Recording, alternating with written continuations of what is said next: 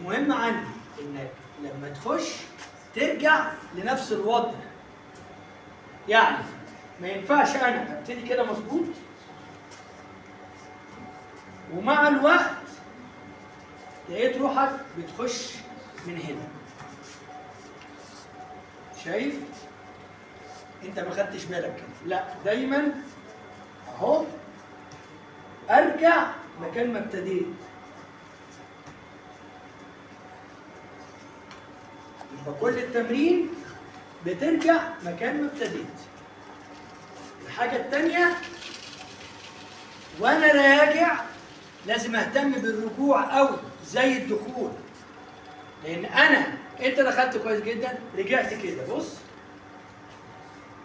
في رجعتي دي انا ما رجعتش مكاني هنا. في رجعتي دي اللي قدامي هو ده التايم اللي يشيلك فيه، هتترمي زي الريشه. فلازم انا هنا متزن، عشان كده واقف كده.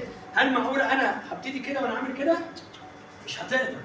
فهنا ليه انا هنا كده متزن يا فاضل، متزن تمام التمام، فاقدر احط رجلي وارفع واسحب وبعدين ارجع.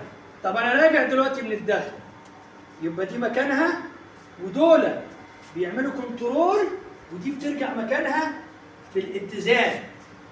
فيبقى البوزيشن اللي تبتدي منه ترجع فيه، وانا برجع بعمل على كريم كنترول. شايف؟ بص عملت ازاي كنترول، لكن مش هعمل كده تفتكر الدنيا انتهت فترجع وانت ايه؟ لا، لازم ال20 او ال25 مره اللي هشتغلهم لازم يبقى فول كنترول. انا ماسك اللعيب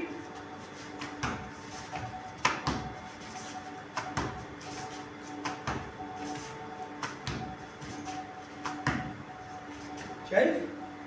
يلا